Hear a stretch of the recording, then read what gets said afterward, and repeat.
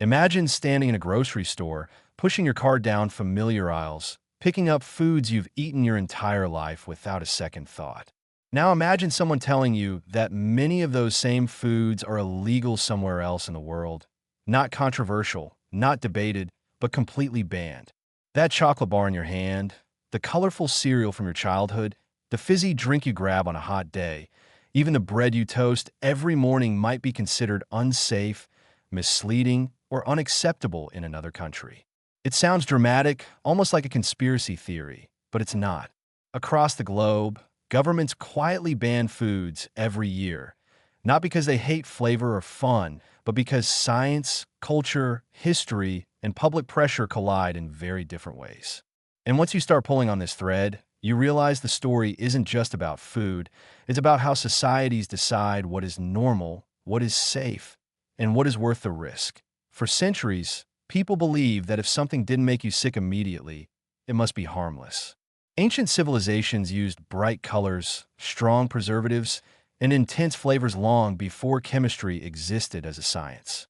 In medieval Europe, bread was sometimes whitened with chalk or even toxic minerals to make it look more pure, because white bread symbolized wealth. No one knew why people got sick years later.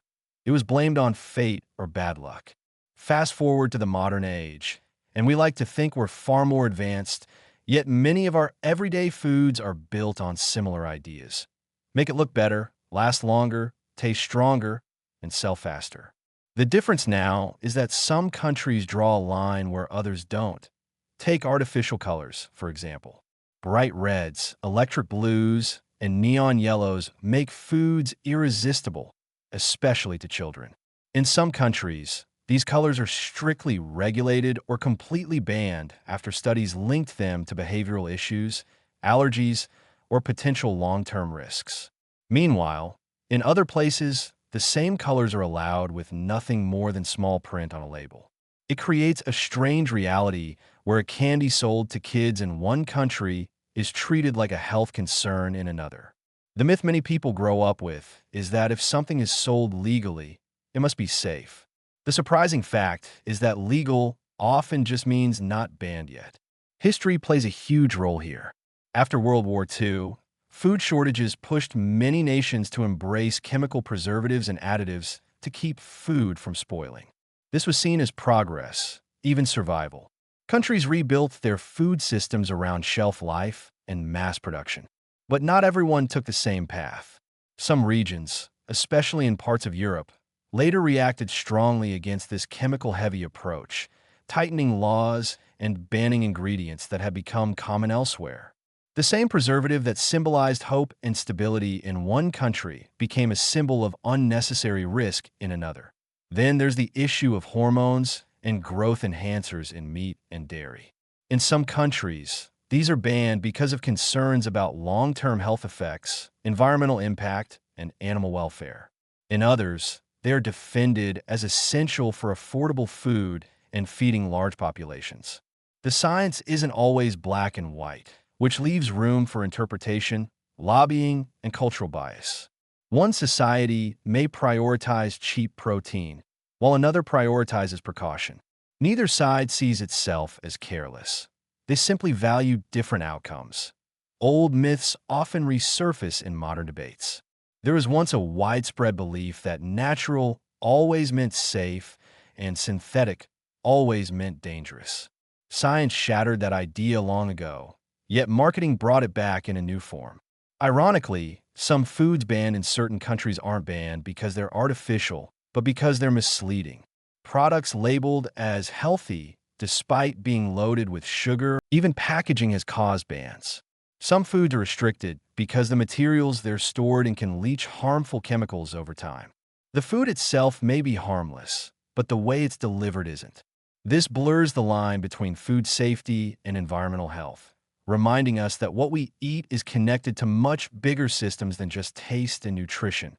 What really surprises most people is how many of these banned foods are aimed at children. Sugary drinks, colorful snacks, and processed meals are often restricted because early habits shape lifelong health. Some governments see this as a responsibility, others see it as parental choice.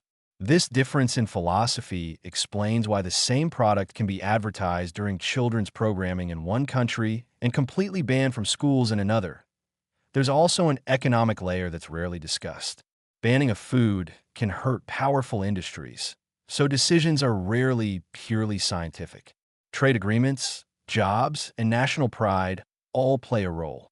A country that produces a certain crop or product is less likely to ban it, even if concerns exist. This doesn't mean corruption is always involved. It means food is never just food. It's politics, culture, and economics on a plate. Over time, banned foods often gain a strange reputation. Some people see them as forbidden treasures, assuming that if something is banned, it must be special or even better.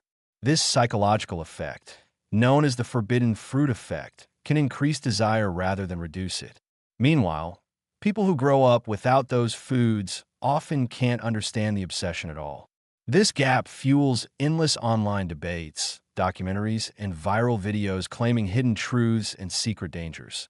The most important thing to understand is that bans don't automatically mean a food is poison, and legality doesn't automatically mean it's safe. Most bans exist in gray areas of risk, uncertainty, and values. Science evolves, and so do laws. What's banned today might be allowed tomorrow with new evidence, and what's common today might be restricted in the future. Our ancestors once feared tomatoes, thinking they were deadly. Now, they're a symbol of health. The same cycle continues, just with more complex science and louder opinions. When you look at the full picture, these 100 foods banned in other countries tell a story about humanity itself. They reveal what different societies fear, what they prioritize, and how they balance pleasure with precaution. They remind us that eating isn't just a biological act. It's cultural, emotional, and deeply personal. Every bite carries history, science, and belief, whether we realize it or not. The next time you're eating something familiar, pause for a moment and imagine how it might be viewed somewhere else in the world. Would it be considered normal, controversial, or completely unacceptable? That question alone can change how you see your plate. If you enjoyed this deep dive into the hidden world of banned foods, make sure to like this video, share your thoughts in the comments about which food shocked you the most, and subscribe to the channel for more surprising facts that change the way you see everyday life.